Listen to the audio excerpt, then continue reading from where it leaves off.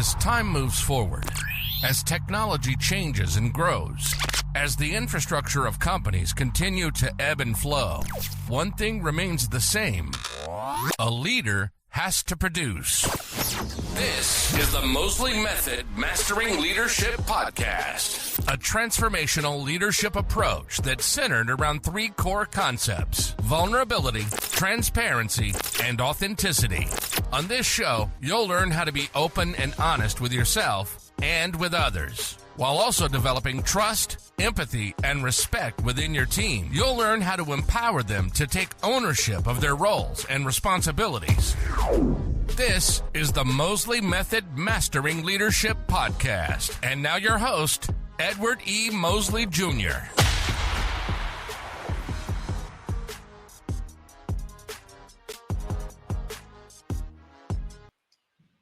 Hello, everyone. It is Edward Mosley Jr. again for another episode of the Mosley Method Mastering Leadership Podcast. And today we have a great one.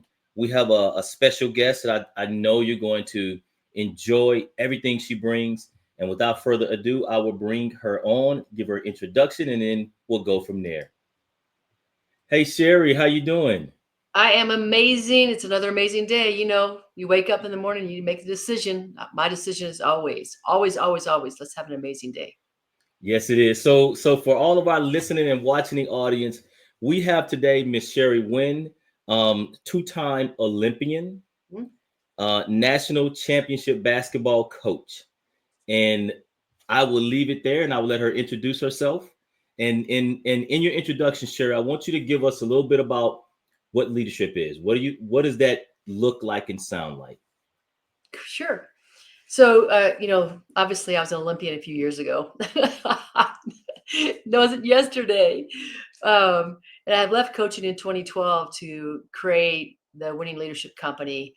And so I founded that. And so during the last 12 years or so, I've talked over 3,700 hours to companies such as McDonald's, Anytime Fitness, and Edward Jones. So that's what I'm doing currently. What I think leadership is that a leader is a person who holds the vision and the mission and makes sure that everybody else understands that mission and vision, and then drives the company to live in that space, holding the values of the company, making sure everybody else holds the values, so that the company can not just produce a service or, a product, but really produce people who are agents of change. Yeah, I like that. And I like how you said a leader hold the vision and mission, and they help drive.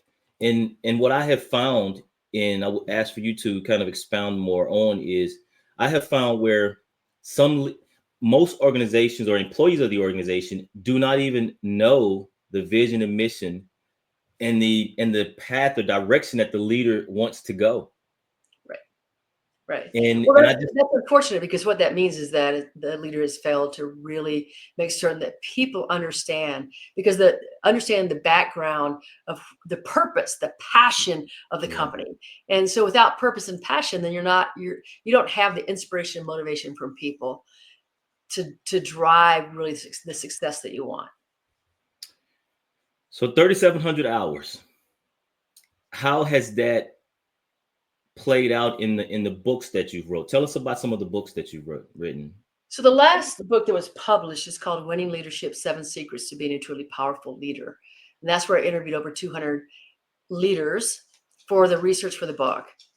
And what I found to be just incredible, there's so many things that were incredible in the book, but one of the things that I found to be most incredible was I asked the question to these 200 leaders, and I said, hey, tell me what's the biggest challenge you've ever had to face. And over 80% of them said, myself. And so those people understand that the true challenge is not, out there. It's not what the economy's doing. It's not what their team members are doing. It's not what other organizations are doing. It's what they're doing to themselves. And if they can truly control their own belief systems, their own thought habits, that those people are going to lead the company, the organization, towards success, no matter what is going on. What it sounds like you're talking about is that leader really understanding themselves. They have found a sense of self-discovery. And in order for you to, I've always said, in order for you to lead people, you have to know yourself. You have to be able to understand and know yourself. And how has that played out in some of the leaders that you have, mentored or coached over the years? Well, to me, you're exactly barking up the tree that that I like to sit on. So the thing is that I believe that self-awareness is the key to being a great leader. If you don't know who you are, then it's really hard to understand how other people perceive you. Yeah. And it's hard to understand how to say and do the things that you need to say and do so you can have unprecedented success. So the foundation is always built on self-awareness. So when I coach clients, the biggest thing that I want to know is, how do they see themselves? What is the challenge that they're holding? What do they need to do to move forward? And so one of the questions, like I was just talking to a coaching client of mine, and he's in a situation that he was an executive, he's in the C-suite in one company, and then that company merged. He lost his position. Now he's with another company, and he's in a managerial position. And so he's like, I've been here for 4 years. They haven't seen my talent. I haven't moved up. I'm not getting rewarded. And I said, okay, so how's that benefit you? He's like, well, obviously it doesn't, blah, blah, blah. I said, no, because you're staying there because there's a benefit to you emotionally, or you wouldn't stay where you're at. Yeah. And that's the whole thing is we're like, when I ask that question to most people, Edwards, most people are like, like, it doesn't benefit me. Like I wouldn't be here. No. Because the truth is once you understand the reason you are where you are is because you have some belief system that it thinks it's beneficial for you to remain where you are, or you would change. So how do you get them out of that? We keep like digging down into the root issue. So they might come up with something, and so we'll examine that. And I say, is there anything else? Is there anything else? Is there anything else? And we just keep going down until there's an emotion that comes into their voice. When there's an emotion that hits their voice, you're at it. You've hit the root cause. And so then from that question, and these aren't even mine, right? These are just something I read from somebody a long time ago. But this next question is how does it not benefit you? Like, what are you not, like, where are you at? What does it not benefit you? And then what happens if you don't change? What happens if you do change? Because I'm really the person to believe that it's not just talking about the pain, but you have to have the vision of where you want to go so that you really want to get there. Yeah, this actually it sounds like a model that I use. It's the intentional change theory by Bortsees, and it talks about it looks at where you currently are, where you want to be, and then the gaps in between is how that's where you focus on. And it's a 5-step process, but that seems to be very hard to leaders these days, especially with, as I like to call it, this new modern business landscape. And when I look at it, it's about how we used to lead, and in who we used to lead, and now who is our demographic and who we're leading now. And that demographic has totally changed. Most employees are only staying with an organization 3 to 5 years, if that, But I think it goes back to what you said is what is the benefit that they're getting right now, and and once that benefit or that value is gone, then is when they will decide to leave. Right. Yeah. Well, I think it's a much deeper.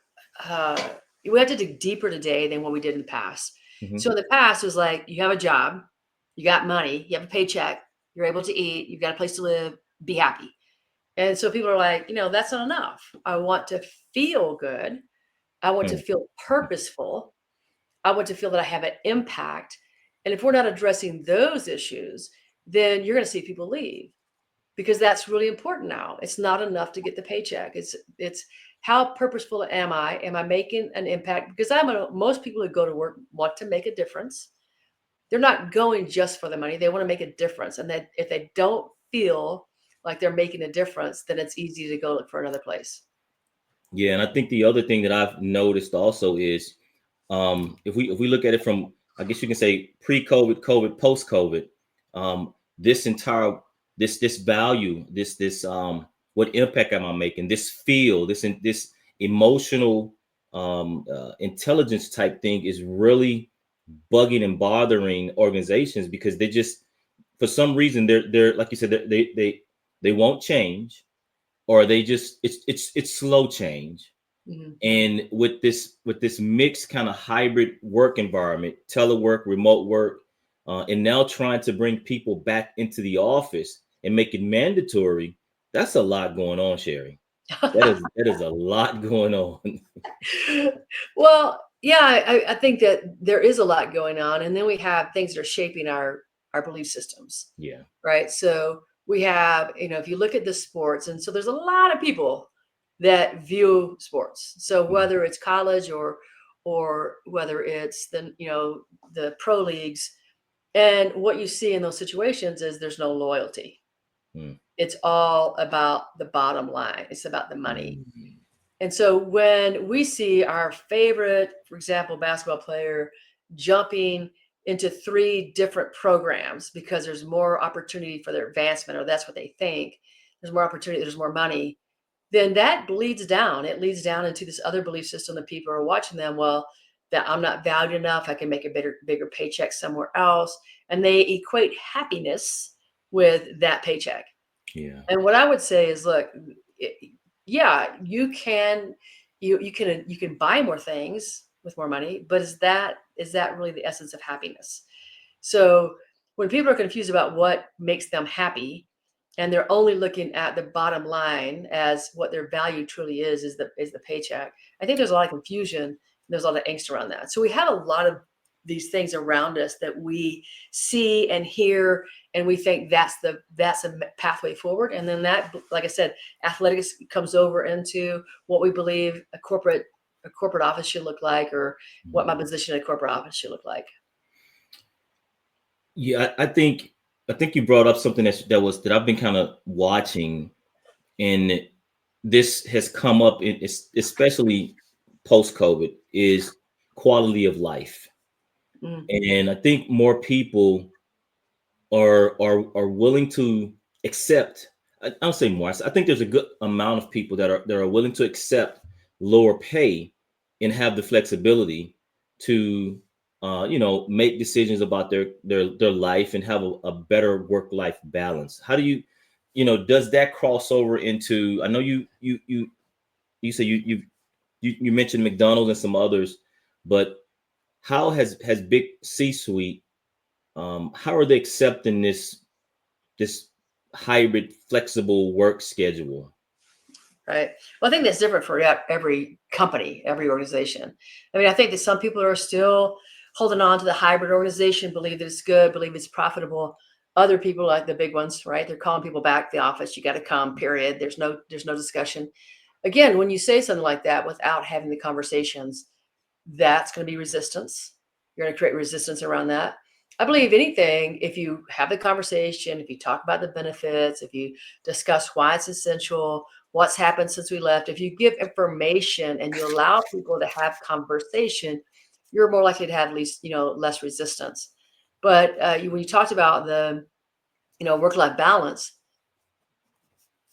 people want to feel like they're more than just their work. And that's the challenge that organizations now have. Before, we just identified as our title at work. And now we want to identify as a husband, a wife, a father, a mother, something in the social circles. We want to have a life beyond work. And that's very challenging for organizations to think differently around that. It is very challenging. And, we are just kind of now getting into this, health and wellness and work-life balance, and, different types of fitness programs, and giving allowances, each, per, hours a week to, for physical fitness and health. And that's, I'm not sure why it's taken so long, but I think it goes back to the old traditional style of work, in the office, 9, 10 hours. And that was it. And that's how we lay it. We thought if we saw them at a desk, that's leadership. And that's not. Well, I think true leaders understand that their impact goes way beyond the moment in the office. I mean, are you helping are you helping your team members become better people? Yeah. That's really the true indicator of good leadership is how much are your people growing? What do they look like after after they've been a team member of yours for a year or 2 years or whatever it is? How, are they evolving? It doesn't mean they have to go on to another company with a bigger title or advance that way, but who are they? Have you seen some personal growth and development? Whether that's like they used to be really defensive when you had conversations around coaching, and now they're able to see coaching as a gift. That's personal development. That changes not only who they are in the office space, but it changes who they are in their family and who they show up in their community as. So to me, that's a real difference in being a great leader. So, okay, so I'm gonna ask you a loaded question, okay? Uh-oh. So, I'm gonna ask you a loaded question. So where does the fault lie? Does the fault lie in the C-suite working in silos? Is it the mid-level supervisor? Is it where does that lie? Well, if you're, I always think everything's coming from the top, right? Yeah. So it just filters down. And if you're consistently bringing the same message to your C-suite leaders, and the C-suite leaders are consistently bringing that message down to their direct reports, and their direct reports are bringing that message, on through the company, if that message isn't in conformity, if you don't have the message, several times, if you're not delivering the message in many different ways, then it will falter. Yet it always starts at the top. It's that top, like, what are we doing to promote this message? In what ways have you done this? Give me a prime example of somebody that is a direct report to you that has made a remarkable change. I mean, that's the type of leadership. And so it really is. And I always tell people that culture is not a one-time thing; it's an everyday thing. You can't do a session, make your checklist, and go done, because culture is an everyday thing. And so, if you're going to have a consistent message, it's got to be consistently brought to the people in different ways, whether that's town halls or whether that's visiting one-on-one or skip meetings or whatever it is. It's got to be consistently brought, though. Yeah, that's true, and I think I've seen plenty of times where, a C-suite senior level meetings have been had, decisions and ideas have came from there, but by the time it's passed down, that drill where if you tell somebody one thing, by the time it gets to the last person and back to you, it's something totally different. Right. And I've seen that happen a lot when it comes to the messaging from top down. The other thing I've seen is there's not enough buy-in, or, like you say, communication or understanding of the actual vision, intent, and direction that the leader wants to go. So there's confusion amongst the ranks. Yeah. Well, absolutely. And communication is one of the hardest things we do. Yeah. Right. Because we perceive the world differently. Mm-hmm. So if I have a conversation, I think I'm really clear to somebody, all their experiences, all their life experiences come into play. Mm-hmm. So I think I'm producing a really great conversation. The other person hears something totally different. So communication is one of the biggest challenges that we have. That's why, going back to say, are we doing what we think we're doing? You go back and you say, okay, give me, you have to prove that you're doing what you think you're doing, right? You have to evaluate what you think you're doing. You have to have some sort of metric that proves that you're doing what you think you're doing. And if you don't have those in place and you just think you're doing it, you're like, did a good job, had a great conversation. And you're like, oh yeah. No, like, you have to find a way to discover is the messaging we're giving being received? And not only is it received, is that occurring? And how is it occurring? Yeah. That's very true. I like the point you just said, that culture is an everyday thing. It's not a once a year or every 2 year type of survey or climate survey where we figure out what it is. Right. And I've seen a lot of organizations struggle with the results of that as well. They focus on a lot of the positives, and which is good, Right. but they don't address um, or implement any kind of change when it comes to those deficiencies of the Right. organization. Yeah. Well, that's where the coaching comes in, right? Yeah. That's where there's this belief system that coaching is bad, and it's like, well, no, coaching is the if you don't coach, you're not going to see improvement. Yeah. Coaching is a gift. And so one of the things that I found is that you have to actually teach people the difference between criticism and coaching. You have to teach them that because they don't know. Mhm. So what I tell people, when I do various leadership, retreats and conferences, I'll say, look, how many of you in here teach your people the difference between coaching and criticism?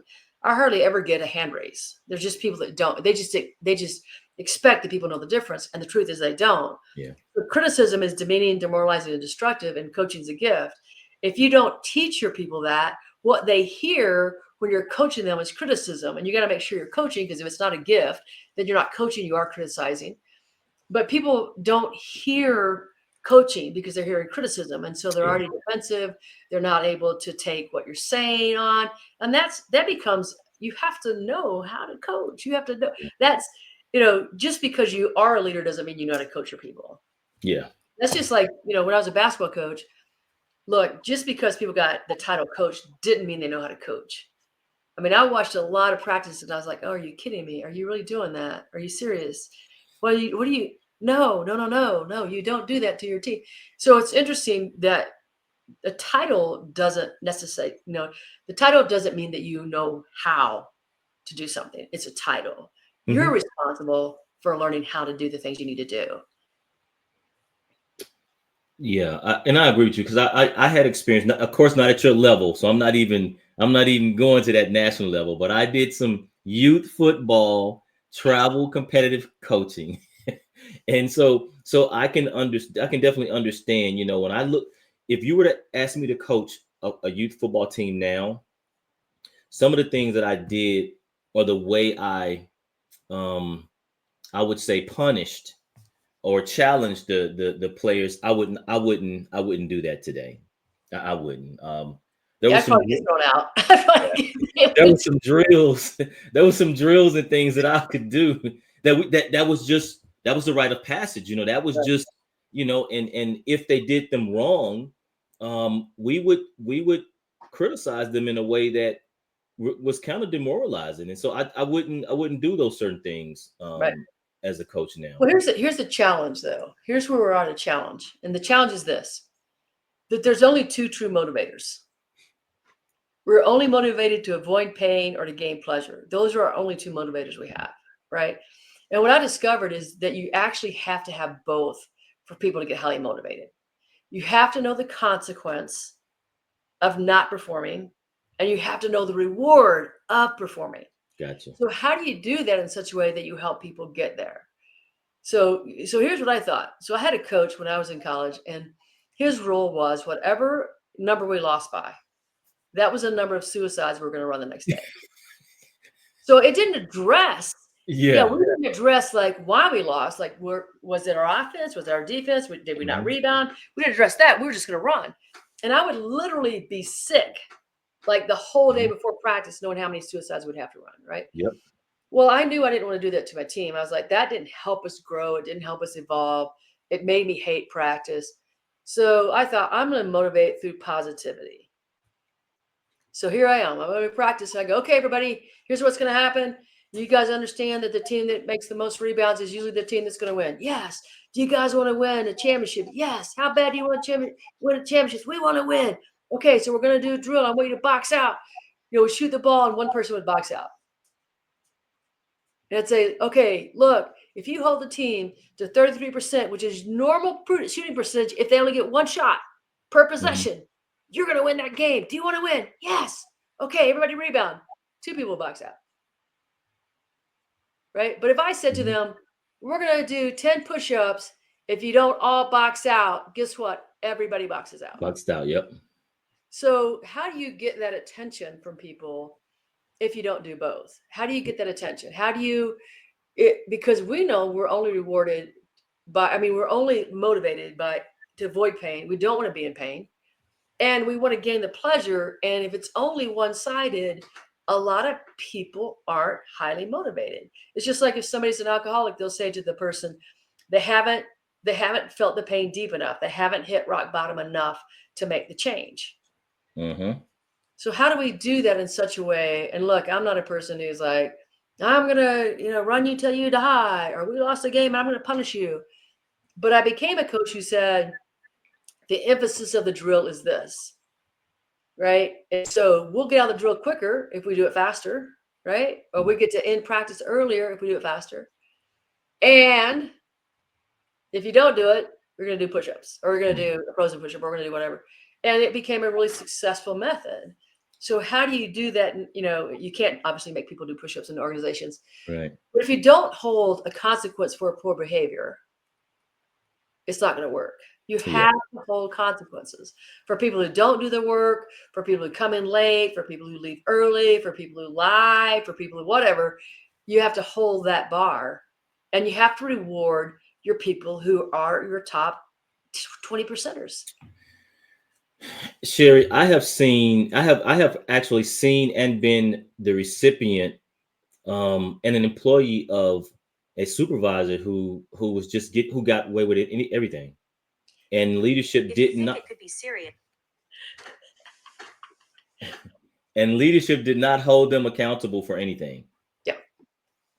And that supervisor is still in the position today. Yeah. Well, and that's what that hurt, but that hurts everybody, because we would go back to that motivation and that retention and all the things we're talking about and people leaving. Well, look, if you trust that everybody's going to be treated the same way, and I don't mean like exactly the same, but I mean if there's a rule or there's a policy or there's a procedure, and that your leader is going to follow that, regardless of who the person is, that's going to happen. Mm-hmm. There is greater trust. And when there's greater trust, people want to stay. Like, I want to work for you if I know you're going to do the right thing. But if you're going to turn a blind eye to something, and that means I have to work twice as hard because my counterpart here isn't doing what they need to do, then I don't want to be in that organization. I want to go somewhere that I'm going to succeed and that people around me want me to succeed. And as a whole, we succeed. But I don't want to have to fight against somebody who's inept at their job. Right? Yeah. I would literally become sick to my stomach just to even once I got into the parking lot of the building, I just felt sick to my stomach. And and I can honestly, this person in this position has had multiple EEO complaints against her, and the command, the C-suite level still, she's still in play. And still in play. So that's one of the things that drives me crazy is that there's a lot of companies who like they'll leave a dysfunctional leader in place, or or dysfunctional salesperson, because they think they're getting a result from that person. And so my question is always this: like, I'll say, look, how many people is it hurting? What's that retention rate around that person? And they're like, well, it's really low. Okay, what's that costing you? Yeah, but they're really good at X, so they're our best salesperson. And I'll say, okay, so is it worth you losing on these 6 people yearly? Is it worth that? Well, but they're bringing in more money than anybody else, and if we lose them, they'll go to our competitors. And my answer is always good. Then they'll ruin your competitor. Send them to your competitor because they're ruining your workplace. So let them go ruin theirs. Why would you hesitate in that? And I think to that analogy, I think what she has or brings to the table is she has a lot of HR experience. Mm-hmm. And outside of that, when I got there, I think I was her 3rd employee that she had in like a matter of 3 years. And to this day, she's in a supervisory position and doesn't supervise any employees. And so it's like that's the Peter principle, right? I mean, I'm serious. Them up the chain to try to get rid of them, to try to get rid of their toxicity. And and I actually use that as a class that I've created. But I just don't understand how, you can see it all the way at the and this is a federal agency, so you can see it at the federal agency level. You can see where this person has had multiple complaints, Yep. but she's still there. But hey, that is what it is. That's in that scenario, we go back to the top, right? We go back to the top of, if your thing is to say, look, we do not accept toxicity, we don't accept dysfunctional people, we're going to try to help them. Like, my first thing is, can I help them? Can we put them in a program? Can we get them better? Or give them opportunity? And if they want to grow, then we'll keep them. If they don't want to grow, let's get rid of them. That's exactly the way that I coached. Yeah. Exactly the way. Like, I'm here to help you. If you don't want to help yourself, you're not going to be here. Straight up. Yeah. And I was not afraid to discipline my best player. My best player. Like, other people go, oh my gosh, you would say, yeah, I'm going to sit that player. If that player doesn't want to abide by the rules and policies that we've established as a team, and they're going to hurt the team, then absolutely we're going to have that player's going to sit down. But a lot of people are afraid of that. And what I found was, when I did that, I got greater respect from all team members. And then all team members worked harder, and the individual who's a problem usually came into alignment. Yeah. I did the same thing as some of my football players as well. Talk a little bit about, you stated you have there's 7 secrets to being a truly powerful leader. Mm-hmm. You mind just kind of talking about that just a little bit? Well, I just did a webinar this morning for a company on it. So yeah, I can talk about it a little bit. But the first one is I call it and we started with this. I call it the winning factor, and the winning factor is self-awareness. I mean, that's number one. Like, you have to be able to understand you, grow you, work on you, whether that's getting a coach, like you or me, getting an expert to help you see deeper inside yourself, to help you move beyond who you think you are, to uncover your belief systems. That's number one. Because you don't get what you want, you get who you are. So you literally have to change who you are to get what you want. So if you're not reaching your goals, it's you're the obstacle. That's number one. Number two is you want to engage and retain your dream team. So some of the same things we've been talking about right now. Mm-hmm. Mm-hmm. How do you engage and retain your dream team? And one of them is to really provide. And when I say a positive experience, the positive experience is not like, oh, good job, yay, all the time. The positive experience comes with, do you hold people accountable? Are you willing to do that? Are you willing to hold people accountable in such a way that they're going to show up for you daily, that they're going to respect you, that they develop trust, because trust is of essence, right?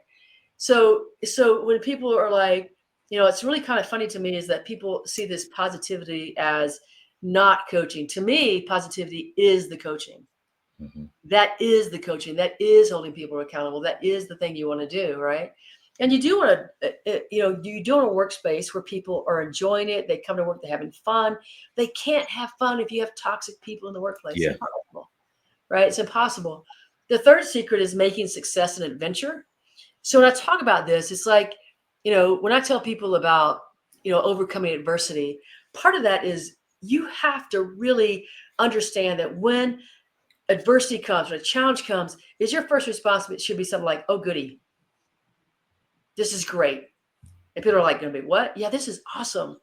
Let's think about what's going to happen. Let's imagine what's going to happen when we get through this. Mm-hmm. Who are you going to be? How are we going to change the company? How are we going to evolve? Like, really making success an adventure is having that ability as a leader to get people excited about something they can't see, right? And to get beyond whatever challenges and things that come your way. And so it's just another way, a lot of people turn it differently, but for me, it's really about how do you do that? And people that have that capacity, have that vision, have that ability to get people excited about the challenges in front of them, those are the people who succeed. The fourth secret is become a champion of life. And when I talk about this kind of goes back into champions of life, and this suits right with you, Edward. Champions of life understand that vulnerability is a superpower. It's a superpower, right? Some people don't believe that, though. They think it's a weakness. Right. Well, it takes a lot of courage. How much courage does it take to become vulnerable? Yeah. I mean, that's what people don't understand. Like the precursor to vulnerability is courage, because it's not easy to stand up in front of people and talk about the things that you're not good at or how you failed. Yeah. And the thing about that is, though, that people understand vulnerability, they also understand that failure is just the opportunity for growth. And so it's not something that they see as a weakness. It's really, truly the growth. So that's the secret number 5, is collaboration is the doorway to success. Mm-hmm. And, you have to have a company that collaborates. And so that what that means is, and I've worked with a company once who said, well, we understand we're just going to have silos. And I go, well, then you don't want to hire me. They're like, what? And I go, no, because I don't believe in silos. I believe that silos prevent you from being productive. It prevents that positivity that what you want in the workplace. When you have one department not work with the other department, that is an obstacle. That is a problem. And so, they were like, but it's just natural. I go, well, it's only natural because you've allowed it to be natural in your company.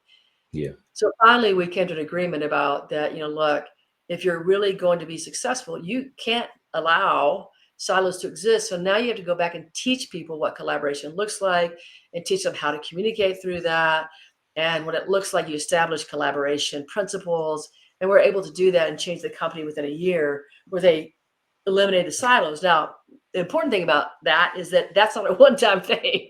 That is the thing, like going back to culture, right? That's part of your culture. And now it has to be, you're forever on that, like that watch list of, are we working together or are we allowing those kind of silos to be created, which is one of the things that we do. And then a couple more secrets. The other secret is that, slash excuses to double productivity. And that really goes back to your coaching. There's a lot of people that let people have excuses why they didn't do something. Well, this, and this. I'm like, no, like there's a difference between having empathy for a person and then allowing a person to have an excuse. Yeah.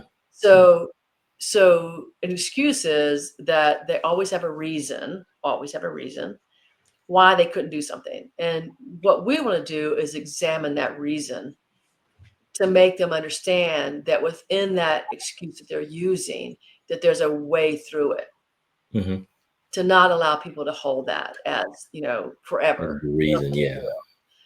And the final one is that, is that as a leader, you should create the multiplier effect. And so that's really about your ability to be such a great leader that, that you're not just within your own organization making changes and giving those positive changes. You're producing people that go out and are helping the communities and helping their families. You're just in that space of understanding. I think that leaders have the greatest capacity for influence than anybody else.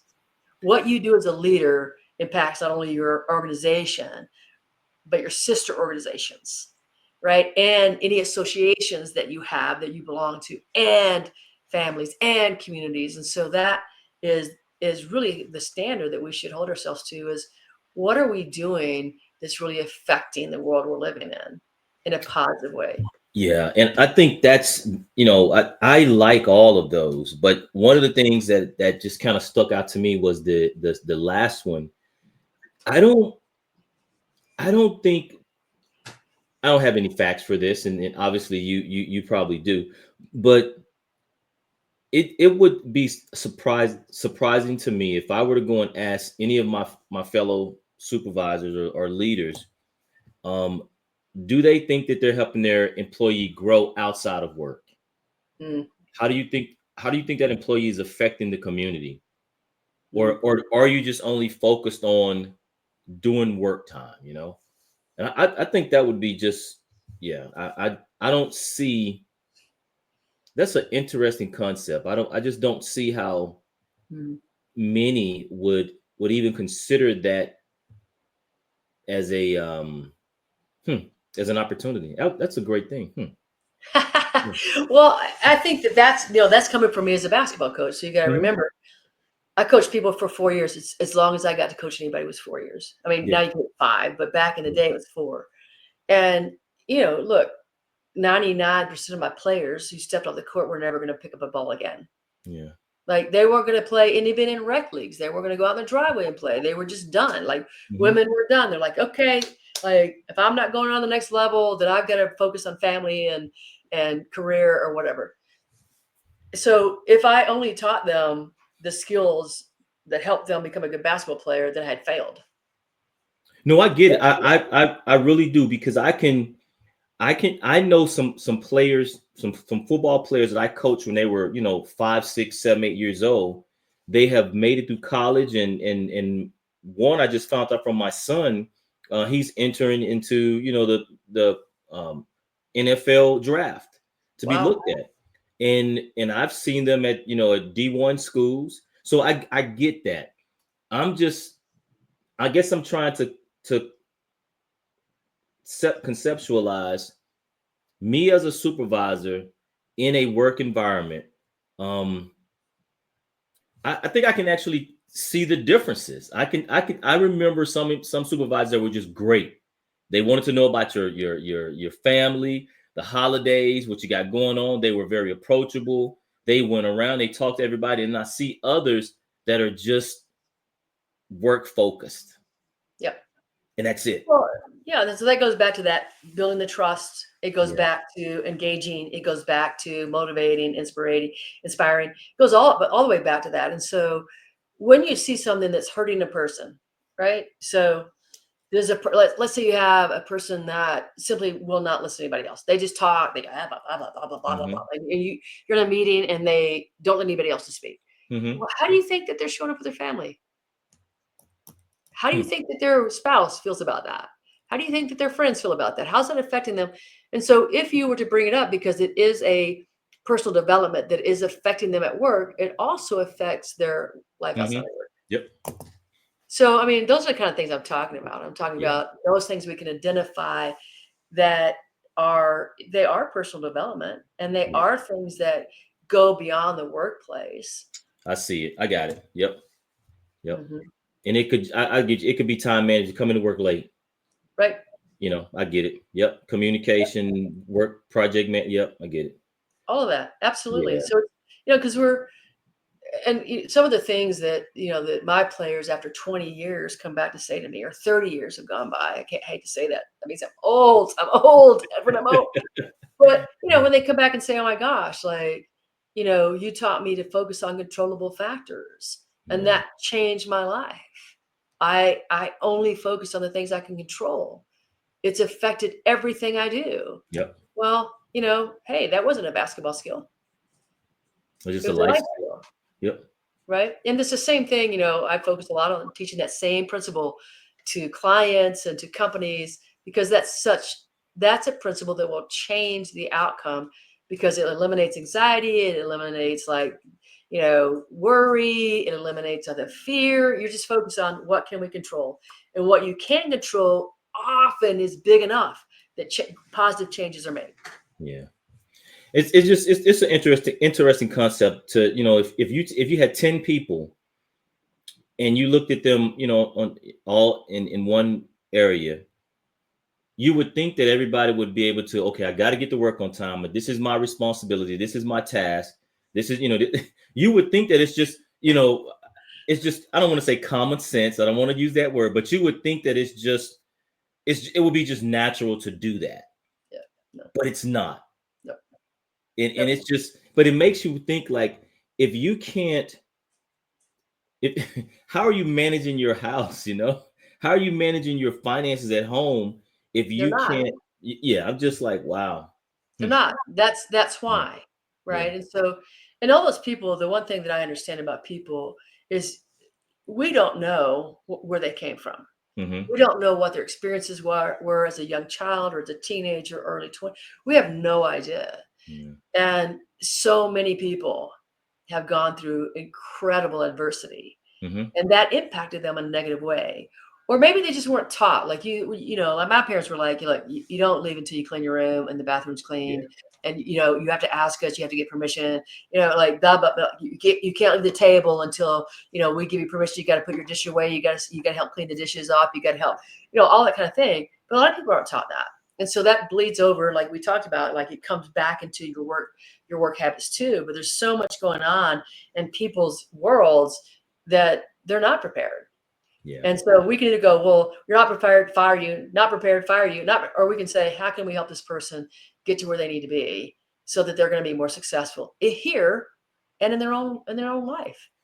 Yeah, and I think one of the things I have asked and I have looked at is most organizations don't have type of coaching or mentoring. I would say definitely coaching until the employees are at a more of a senior level. And I think if we started earlier, Yeah, we could definitely change the trajectory of that employee, sure. to build them up more. So Yeah. and then the other part of that is that a lot of organizations are not spending the money, the funds for training and development, let alone coaching. And Well, that's so the first place they cut, right? Because it's yeah, not they don't see it as a necessity, and what they don't see is what they're if you don't do that, what's the impact, yeah, right? So it's to me it's a necessity because what you're doing is you're saying we want you to perform at your best, yeah. and we're going to help you get there. And how does that change the company? I mean, that's going to help your sales. It's going to help you with your innovation. It's going to help in all those areas. And But it's and then you also have to add in, this is probably the one time we've had so many generations in the workplace as well, and we sure. don't all think alike. No. We don't all No, think they alike. should all think like me. Right. But the thing is, 20 years ago, it was acceptable for a project that, it may take somebody a week and a half to do. But now with the internet and all this new software, it could take them 2 hours to do it. Right. Sure. And so some leaders are looking at that as they don't have the ability to keep them managed, and then the employees are looking at it as they're bored. So Yeah, there's a whole shift that has to be made. absolutely. Yeah. Absolutely. And coaching is always the way. I mean, anybody that know, like, I still have coaches. I still hire coaches. I'm Yeah. still interested in growth. And that's the difference is the people who are interested in growth are going to find ways to grow. Companies who are interested in growth, they have to help their people grow because the growth is limited by who your people are. And Yeah. some people just go, well, they're not with us, and so let's get rid of them. Sometimes you have to get rid of toxic people, dysfunctional people who are not doing the work. And most of the time, you're just not helping them get where they need to get. Yeah, that's true. Well, Sherry, I've had a great time. Thank you. Me too.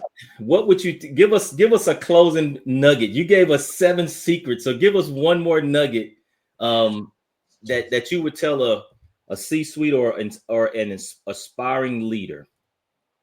Yeah. I just think that we go back to the winning factor and how important that is, right? That you work on you, that you spend time in personal development. It's not just for you. Remember, you can't give what you don't have.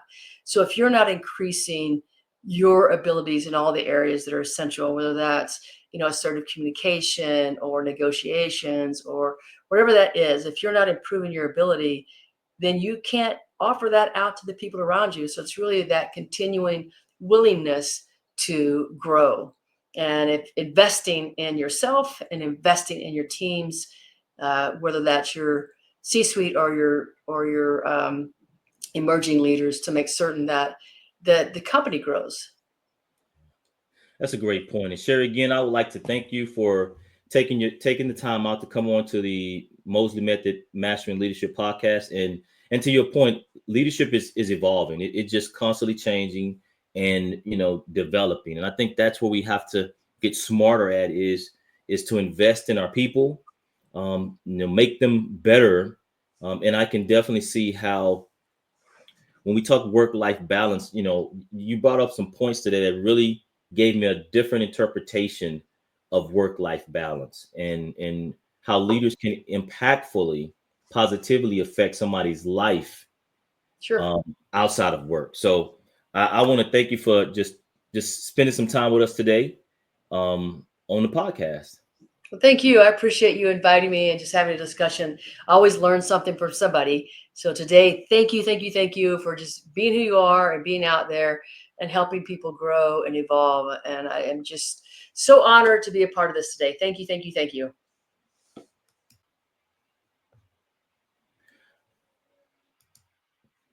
All right, well, everybody, I hope you enjoyed this session of the Mosley Method Master Leadership Podcast. And like I just always like to say is you have to keep growing. You have to keep developing. It's all about authenticity, transparency, and being vulnerable as a leader. And if we make those changes and we make our employees better, then our organizations will be better. Until next time, see you.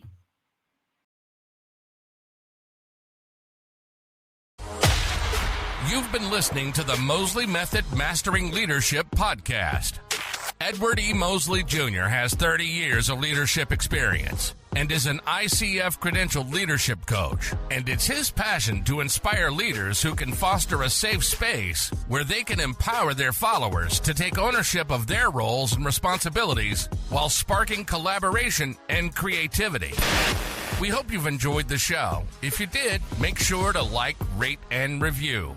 And we'll be back soon. But until then, find us on LinkedIn, Instagram, Facebook, and Twitter at Edward E. Mosley Jr. To contact the show, send your emails to limitlessboundsteam@gmail.com. See you next time on the Mosley Method Mastering Leadership Podcast.